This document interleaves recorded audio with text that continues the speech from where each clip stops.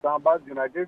मेरे ख्याल में जब 5 मैच इस्लामाबाद यूनाइटेड ने जीते और उसके बाद जो एक हफ्ते का गैप आया ना, उस गैप में लग ऐसा रहा है कि बहुत ज्यादा रिलैक्स कर गए इस्लामाबाद यूनाइटेड के प्लेयर।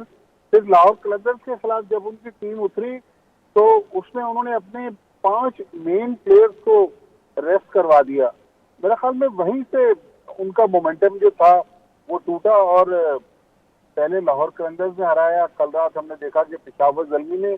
लेकिन जो कल मुझे एक बहुत अच्छी चीज नजर आई, पेशावर जल्मी के जो बैट्समैन थे, लेफ्ट हैंडर हैं मार्स सदाकत, सदाकत। उन्होंने डेब्यू मैच में, जी जी, डेब्यू मैच में जिस कॉन्फिडेंस के साथ बैटिंग कर रहे थे, मेरे ख्याल में ये पाकिस्तान क्रिकेट के लिए अच्छा साइन है कि यंगस्टर जो है वो ऊपर आ रहे हैं।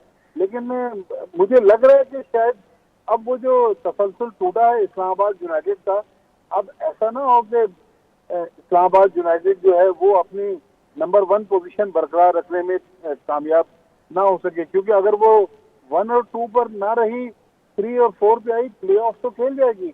लेकिन उसके बाद उसको 3 और 4 के पास एक एक चांस होता है।